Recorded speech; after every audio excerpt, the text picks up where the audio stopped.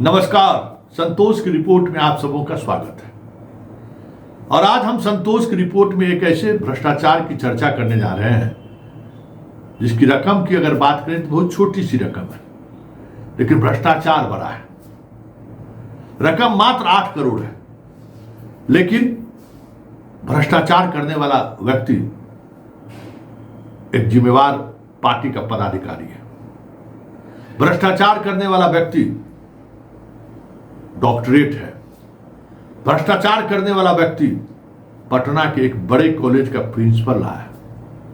इसलिए राशि 200 करोड़ भले ना हो, खबर तो महत्व रखता है, क्योंकि इस भ्रष्टाचार के सहारे यह तो समझा जा सकता है कि किस तरीके से चीजें चल रही हैं इस प्रदेश में, और सत्ता संरक्षित भ्रष्टाचार कैसे चल रहा है यह भी समझ में आपको आ जाएगा कि जो अराजकता जो फैली हुई है पूरे सिस्टम में, वो वैसे ही नहीं फैली है।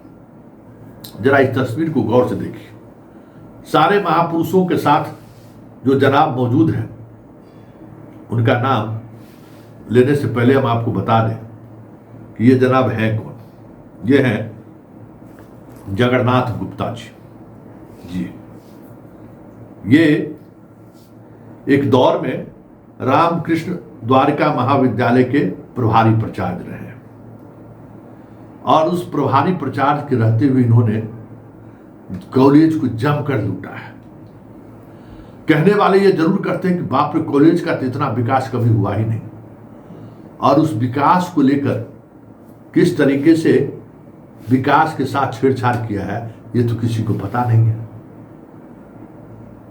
जरा उस पर चर्चा करने से पहले हम आपको एक क्लिप दिखाते हैं, क्योंकि ये संस्थागत भ्रष्टाचार है। और देखिए सिस्टम किस तरीके से भ्रष्ट लोगों के साथ खड़ी रहती है। हम आपको जो वीडियो दिखाने जा रहे हैं वो वीडियो को जरा गौर से देखिएगा और बात को सुनिएगा। और उस वीडियो में पाटलिपुत्रा यूनिवर्सिटी के वाइस चांसलर, रजिस्ट्रार सहित तमाम अधिकारी मौजूद हैं, और सिंडिकेट की बैठक हो रही है। उसमें विधान पार्षद नीरज भी सिंडिकेट के सदस्य होने की वजह से वहां मौजूद है, और उस सिंडिकेट में चर्चा हो रही है उस प्रिंसिपल के भ्रष्टाचार की। और जो चर्चा हो रही है वो किस तरीके से चर्चा हो रही है, जरा पहले इसकी एक मानगी इस 2.5 मिनट के वीडियो के सहारे जरा आप देखिए, जरा और सुनिए। कॉलेज वाला sir principal inquiry committee constitute हुई है और रिपोर्ट भी सबमिट हो गया है। रिपोर्ट ऑलरेडी सबमिटेड है। ये 2 करोड़ टीचर तो कब तक सेनेट ट्राई हो गया ऊपर डिसीजन लेकर के एक का चल रहा था, बहुत दिनों से पेमेंट रुका हुआ था, तो लोग सुप्रीम कोर्ट से जीते हैं। हाँ अभी तो हाँ, उसी का पेमेंट था, पेंशन का, सैलरी का। एरियर भी होगा सर। एरियर बेचारे बड़े हुए उसमें इनकम टैक्स रिपोर्ट में दोषी पाए गए हैं, तो फिर उस पर एफआईआर अभी हुआ है। ये डेवलपमेंट है।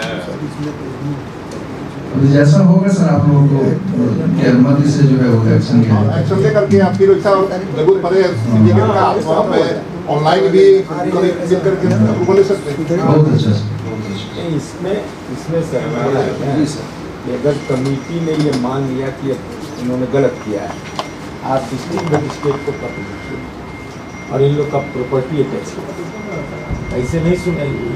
माइलस्टोन फॉर एग्जाम्पल देना पड़ेगा और वो लिख करके दीजिए, और ईओयू को भी लिख के आर्थिक अपराधिकारी तुरंत जांच कर देगा, 1 महीना में इलाज कर देगा।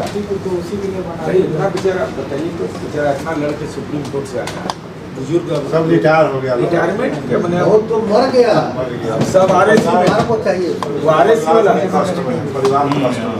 पैसा है। ये कहाँ से देगा पैसा भाई विश्वविद्यालय? इनका तो है ही नहीं।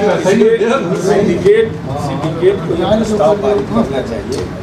उस कॉलेज से संबंधित कमेटी की रिपोर्ट है, उस संबंध में विश्वविद्यालय का जो कानूनी अधिकार है वो उसके तहत कार्रवाई करे। आर्थिक अपराध इकाई को इस संबंध में पत्र लिखा जाए। जिलाधिकारी पटना को, पटना जिला का मामला है, जिलाधिकारी पटना को भी यह पत्र लिखा जाए कि सक्षम अधिकार का उपयोग करते हुए आप इनकी प्रॉपर्टी अटैच करें। इस संबंध में विधि संबंध कार्रवाई। ठीक है, नोट लीजिए इसको। रेगुलेशन में कर लीजिए, रेगुलेशन में ले और सर देख लीजिए फाइनेंस कमेटी का जो ये है रिजोल्यूशन है, उससे संबंधित एक चीज आप बता देते हैं जब कि विश्वविद्यालय ने महोदय के विशेष प्रयास से हम लोग अब देखिए हुआ कि इस पर एफआईआर दर्ज कीजिए। 8 करोड़ रुपया शिक्षक का सैलरी और पेंशन का निकाल लिया जनाब और बंदरबाट कर दिया। अब सिंडिकेट में ये फैसला हो गया कि इन पर एफआईआर दर्ज कीजिए, इकोनॉमिक ऑफेंस को दीजिए, इनकी संपत्ति जब्त कराइए। उस दौर के जो झाजी वो थे रजिस्ट्रार साहब, जो याद होगा नवल किशोर यादव और उस झाजी रजिस्ट्रार के बीच बड़ा विवाद हुआ था, बड़ी वायरल हुआ था वीडियो। वो रजिस्ट्रार वही वो भी है इसमें बैठा हुआ। पूरे प्रोसीडिंग से उस बहस को ही लोगों ने निकाल दिया, समझ गए। अब दुस्साहस देखिए, दुस्साहस देखिए इस झाजी का। पूरे बहस का अथिये बदल दिया। कार्रवाई नहीं हो रही थी तो पत्राचार शुरू हुआ। पत्राचार शुरू हुआ, राजभवन से लेकर सब जगह तक ये अपना इनके खिलाफ पत्राचार हुआ कि सिंडिकेट के बैठक में, सीनेट के बैठक में ऐसे ऐसे हुआ और उस प्रोसीडिंग को बदल दिया गया। जांच शुरू हुई, भाई प्रोसीडिंग वाकई में बदल दिया है। उस समय के वाइस चांसलर और रजिस्ट्रार दोनों इससे मिला हुआ था। 8 करोड़ में सब खेला हो गया होगा, समझ ही सकते हैं। नया रजिस्ट्रार और नया वाइस चांसलर आ गए, वो मामला फिर उठा है। और उठने के बाद जब ये मामला गरमाने लगा है तो इसको एफआईआर दर्ज करने का आवेदन विश्वविद्यालय ने कंकरबाग थाने को दिया है। 72 घंटे हो गए आवेदन दिए हुए, अभी तक एफआईआर, मतलब एक गवर्नमेंट का एक बॉडी एफआईआर दर्ज करने का आवेदन देती है। देख लीजिए एफआईआर की कॉपी, लेकिन अभी तक कंकरबाग थाने ने एफआईआर दर्ज नहीं किया है। अब आप समझ लीजिए कि हो क्या रहा है और किस स्तर पर भ्रष्टाचार चल रहा है कि वाइस चांसलर और रजिस्ट्रार के आदेश के बावजूद भी एफआईआर दर्ज नहीं होता है पटना के थाने में। तब समझ सकते हैं कि आम आदमी की क्या स्थिति रही है।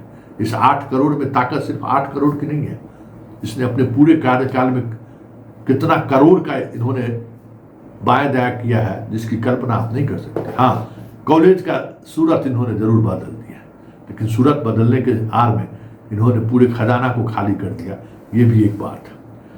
ये खबर हम इसलिए दिखा रहे हैं, ये जनाब बीजेपी के बड़े पद पर है। इससे पहले नीतीश बाबू इनको पिछड़ा वर्ग आयोग का सदस्य बनाया था, समझ गए। ये पॉलिटिकली इतना नेक्सस वाले लोग हैं। अभी बीजेपी में, पहले जदयू में थे, अभी ये बीजेपी में है। और बीजेपी में रहते हुए जगन्नाथ गुप्ता जी जो खेल खेले हैं, संरक्षण उनको वहीं से मिल रहा है। अभी जो एफआईआर भी दर्ज नहीं हो रहा है उसके पीछे भी संरक्षण दाता कहा जा रहा है कि सरकार की तरफ से ये दबाव है कि एफआईआर दर्ज मत कीजिए। अब आप समझ जाइए कि ये स्थिति है और ये जनाब इस तरीके से चीज़ों को देख रहे हैं, तो आप समझ सकते हैं कितना बड़ा बीजेपी के महत्वपूर्ण पद पर ये बैठा हुआ व्यक्ति किस तरीके से काम कर रहा है, आप समझ लीजिए। और किस इसकी हैसियत क्या है, राजनीतिक हैसियत क्या है, वो तस्वीरों के सहारे से आप समझ गए होंगे कि क्या इसकी राजनीतिक हैसियत है। जिससे प्रधानमंत्री से मिलने का जिन्हें अनुमति मिल रहा हो, जेपी नड्डा से जो सीधे तौर पर मिल रहा हो, सम्राट चौधरी, जितने बड़े, बाकी तो छोड़ दीजिए, प्रधानमंत्री से मिलने के लिए एक प्रोटोकॉल है और उस प्रोटोकॉल के तहत ही उनको मिलने की अनुमति दी जाती है। तो ये पार्टी के बड़े पदाधिकारी हैं, तो इनको ये अनुमति दी गई। अब बताइए है क्या जो जनाब, सुन लीजिए। भाजपा का जो वाणिज्य प्रकोष्ठ है ना, उसके प्रदेश संयोजक कन्वेनर है, आप समझ जाइए कितने बड़े पद पर है।